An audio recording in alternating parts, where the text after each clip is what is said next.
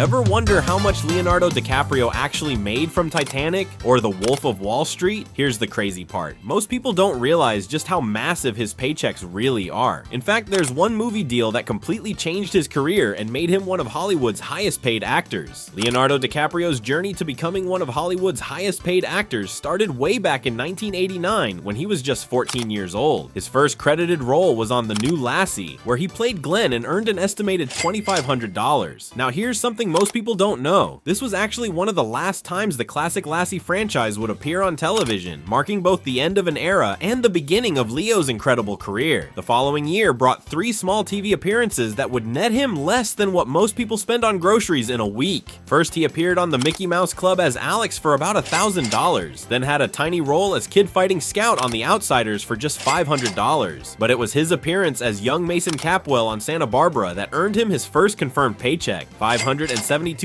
for a few days' work on the soap opera. However, 1990 to 1991 would prove to be Leo's first real break when he landed a recurring role on Parenthood as Gary Buckman. Over 13 episodes, he earned approximately $20,000, which was serious money for a teenage actor at the time. This role was crucial because it showed casting directors that DiCaprio could handle substantial character development over multiple episodes. After a tiny uncredited appearance on Roseanne that paid just $300, Leo struck gold with his role as Luke Brower on Growing Pains. This 15-episode run earned him $15,000 and introduced him to millions of American families. What's fascinating is that this role was specifically created to boost the show's ratings, and Leo's teenage heartthrob appeal worked exactly as planned. Then came 1991's Critters 3, DiCaprio's feature film debut as Josh. He earned $9,000 for this low-budget horror sequel, and here's the kicker. Leo has openly admitted he's embarrassed by this movie and hopes most people never watch it. It was a direct-to-video release that he took purely to get his foot in the Hollywood door. The real turning point came in 1993 with This Boy's Life, where DiCaprio played Tobias Wolff opposite Robert De Niro for $75,000. This indie drama proved Leo could hold his own against legendary actors, but it was his next role that would change everything. That same year, he portrayed Arnie Grape in What's Eating Gilbert Grape, also earning $75,000. This performance earned him his first Oscar nomination at just 19 years old, making him one of the youngest Best Supporting Actor nominees in history. But wait, we're just getting started with Leo's incredible salary journey, and trust me, the numbers are about to get absolutely insane. If you're enjoying these behind-the-scenes salary secrets, make sure to hit that subscribe button and ring the notification bell because we dive deep into Hollywood's biggest paychecks every single week. Now, back to Leo's story. The Quick and the Dead in 1995 has one of the most incredible behind-the-scenes stories in Hollywood history. The studio refused to cast DiCaprio, but Sharon Stone believed in him so much that she paid his $150,000 salary out of her own pocket. Stone literally bought Leo's career-defining role for him, and he's never forgotten that kindness. That same year brought The Basketball Diaries, where Leo earned his first $1 million paycheck playing Jim Carroll. This gritty drama about drug addiction showcased DiCaprio's dramatic range and proved he was more than just a pretty face. The physical transformation he underwent for this role was so intense that he lost 30 pounds and looked genuinely gaunt on screen. Total Eclipse earned him $100,000 for playing French poet Arthur Rimbaud, followed by the role that would make him a global superstar, Romeo in Baz Luhrmann's Romeo plus Juliet. Incredibly, DiCaprio only earned $40,000 for this modern Shakespeare adaptation, taking a massive pay cut because he believed in Luhrmann's vision. The film's success proved his instincts right, grossing over $100 million worldwide. His supporting role in Marvin's Room earned an estimated $500,000, but nothing could have prepared the world for what came next. Titanic in 1997 would change everything. DiCaprio's base salary was just $2.5 million, but his smart agent negotiated a 1.8% back-end deal. When Titanic became the highest-grossing film of all time, earning over $2 billion worldwide, Leo's total compensation reached $40 million. He went from a promising young actor to one of Hollywood's biggest stars literally overnight. And speaking of going from zero to hero, if this video is blowing your mind so far, show some love by smashing that like button. It really helps us bring you more incredible Hollywood salary breakdowns like this one. Now let's see what happened when Leo became the king of the world. The success of Titanic meant DiCaprio could now command $20 million per film, which he did for The Man in the Iron Mask in 1998, earning $5 million for his dual role as King Louis XIV and Philippe. That same year, he took a pay cut to $1 million for a small role in Woody Allen's Celebrity, showing his commitment to working with respected directors regardless of the paycheck. The Beach in 2000 marked DiCaprio's first confirmed $20 million payday, though the film was a critical disappointment. Interestingly, the movie was filmed in Thailand and caused significant environmental damage to the pristine beach location, something that would later influence Leo's passion for environmental causes. After earning $0 for Don's Plum in 2001, a favor to friends that was later blocked from release due to legal issues, DiCaprio returned to his $20 million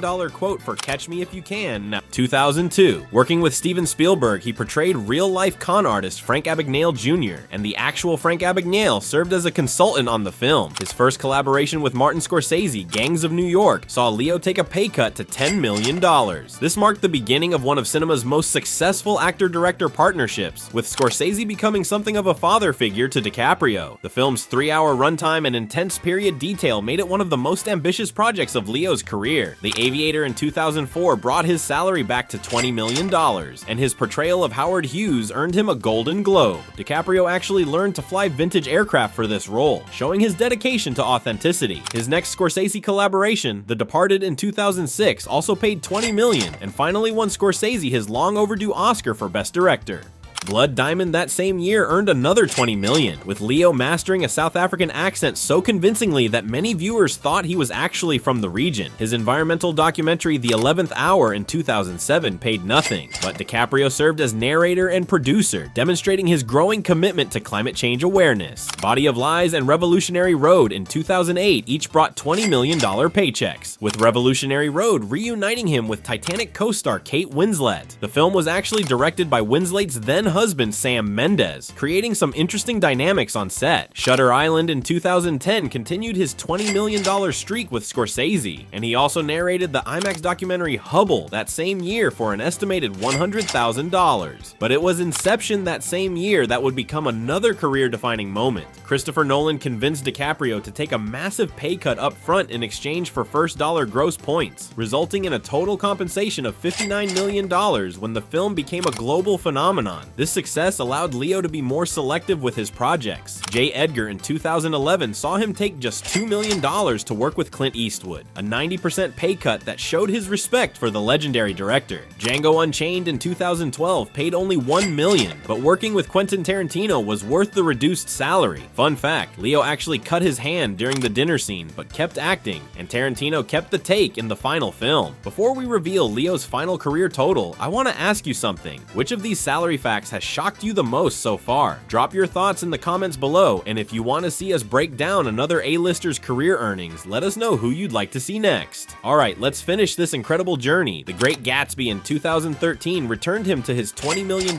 quote, followed by The Wolf of Wall Street at $25 million. This Scorsese collaboration earned Leo another Oscar nomination and featured some of the most outrageous scenes of his career. The film's 3-hour runtime and improvisational energy made it one of the most quotable movies of the decade, after a brief SNL cameo in 2014 that paid just $5,000. The Revenant in 2015 earned $20 million and finally brought DiCaprio his long-awaited Oscar win. The brutal filming conditions and freezing temperatures and Leo's commitment to eating raw bison liver on camera became legendary in Hollywood. His environmental documentaries Before the Flood and Ice on Fire paid nothing, showing Leo's genuine commitment to climate activism. He also appeared in Lil Dicky's charity music video Earth in 2019 for no payment, lending his star power to environmental awareness. That same year, Once Upon a Time in Hollywood saw him reunite with Brad Pitt and take a pay cut to $10 million for another Tarantino masterpiece. The streaming era brought massive paydays, with his voice work on Netflix's documentary series Whose Vote Counts Explained in 2020 earning an estimated $50,000, followed by Netflix paying $30 million for Don't Look Up in 2021, and Apple reportedly paying the same amount for Killers of the Flower Moon in 2023, his latest Scorsese collaboration. Looking ahead, he has One Battle After Another scheduled for 2025 with an estimated $20 million